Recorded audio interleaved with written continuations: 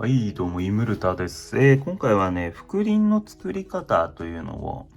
説明しようかなと思います。覆輪というのはこういうカボションの石をカボションだけじゃなくてもいいんだけれども、はめて止めるためのものですね。で、こういう高さ出したりとか、この板を引いてその上に置いてね、ロー付けするっていう方法と、今回はこの輪っかの中に板をはめてロー付けする方法ということで、そのうちね、動画で、こういった指輪作ってね、出そうかなーって思ってたんで、その過程で、じゃあ、覆輪の作り方もついでに、解説しようかなと思った次第なので、今回この動画にしてみました。はい。では、解説していくので、どうぞご覧くださいませ。では、最初に、覆輪の筒状になる部分を切り出していく。ここはそこまで神経質にちゃんと切るみたいな感じで切らなくてはいいので、大体の長さで、でも長さ足りなくなるとまずいので長めには切っておこう。筒状にする部分の金属、今回は真鍮だけれども、真鍮を切り終わったら今度は石の底板、覆輪のね底の部分になる金属を切り出す。金属の下書きに使うものというのは過去の動画で紹介しているので、そちらの動画を参考にこれを使おうかな。鉛筆とか縫い針とか使えば問題なく下書きはできるんだが、どれを使うかなというのは過去の動画を参考にしてほしい。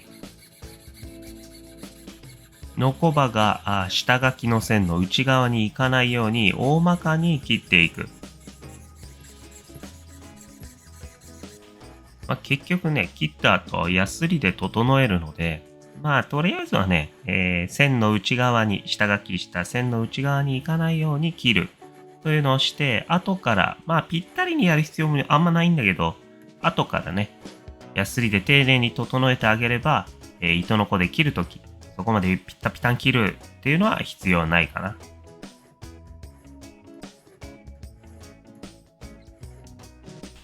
で、ここまで来たら底板を使って覆輪の長さというのを合わせていく。実際ね、石に巻きつけて、覆輪の長さを合わせるっていうのも全然いいんだけれども、今回使っているようなマラカイトはね、柔らかいので、あんま金属の板でグリグリやってるとこの石自体が傷だらけになっちゃう可能性があるんで、今回は底板で長さを合わせています。もともとわしはね、あんまそんな石に対してグリグリやりたくない人なので、こういった覆輪を作るときは、底板に合わせて、覆輪の長さというのを出しています。どっちの方法でもね、金属の上に覆輪を置いて、ロー付けする方法にしろ、今回のように覆輪の筒の中に底板をはめる方法にしろ、うまいこといくんだったらどっちでもいいと思う。ただ個人的にはここで、覆輪の長さをきっちりと合わせておくと後の作業が楽になるので、今回の覆輪作りで言うとここの作業に一番時間をかけるのがいいんじゃないかなと考えております。で、長さがあったら、ここぐらいかなっていう部分でね、内側に印をつけて、メタルカッターなど、別にこれは100均のハサミでもいいんだけれども、切れるもので覆輪をカットしましょう。で、一旦長さ取って、底板に合わせてね、長さ十分足りている状態で切るんで、次に、この切れ目の部分、覆輪にするため、ロー付けをします。で、このロー付けをするときはしやすいようにね、この切れ目の部分がぴったり合うように、やっとことか、いわゆるペンチね、結構 Amazon とかで安いの売ってるけど、何でもいいんで、抑えられるもんでクリクリやって、ロー付けしやすい状況にしてロー付けしましょう。で、ロー付けした後ね、その円が崩れてたとしても、また底板グリってやってはめれば、また形戻るんで、この時点で綺麗な円にしてロー付けをしなくてはいけないっていうのはない。あんまりそこまでね、神経質にやる必要はないのかなと考えております。ロー付けは火事の危険があるので、必ずね、安全対策、周りに耐火レーンが置くとか、そういうのをやってから行ってください。で、過去動画、ロー付けのやり方っていうのは紹介しているんだけれども、それのように金属線の先端にゴブロのかけらをフラックスでくっつけて、で、それをバーナーで軽く炙って、まあ、差し色のような状態にするっていうことだね。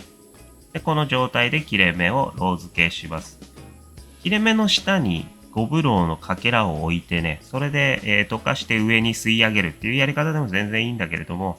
まあそこはお好みじゃな。で、この方法、金属線じゃないとダメですかっていう方いるかもしれないけど、まあピンセットでも全然できるんで、まあちょっとやってみてください。で、今回は 0.3 ミリの厚さの覆輪にしているんで、実際ね、切れ目を上に向けてロー付けをするってやると、熱してる途中で変形しちゃう可能性があるんで、こういった厚さの場合は立ててやった方がいいんじゃないかな。はい、ロー付けが終わったら、底板を変形しているね、覆輪にこうグリグリっとはめ込んで、しっかりとした円の形に戻します。ただ、この方法は、今回は 0.3 ミリ厚の板なので、このグリグリっとやるので簡単に戻せるというだけであって、覆輪自体の厚さが、例えば1ミリとか、それ以上とかの場合は、底板をこうはめ込んで無理やり形を戻すっていうのはちょっとね、負荷が強いんで、底板の方が変形しちゃう可能性があるんで、そういった場合は、やっとこなどを使って、丁寧にね、戻しましょう。で、形を戻して底板をはめた状態になったら、今回の場合はね、もう固定しなくてもはめ込んだ時点でもう動かないんで、フラックスを塗って底板をロー付けしていきます。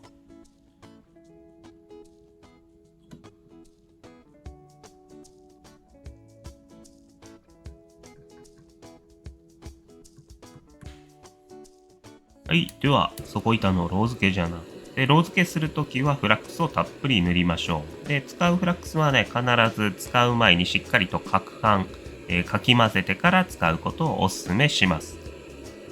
で、今回のように金属片が薄い場合はね、そんなに気にしなくていいけど、底板が分厚いとか、まあ意外とね、厚みがある場合っていうのは、この裏からロー付けするのと、この内側から、表側からロー付けするっていうのを両方やった方が良いと思う。はい、これで覆輪の完成じゃな。今回の動画が参考になったよ、興味深かったよという方は高評価とチャンネル登録をよろしくお願いします。また、リクエストや感想などはコメント欄にどしどしお寄せください。では、イムルタでした。またな。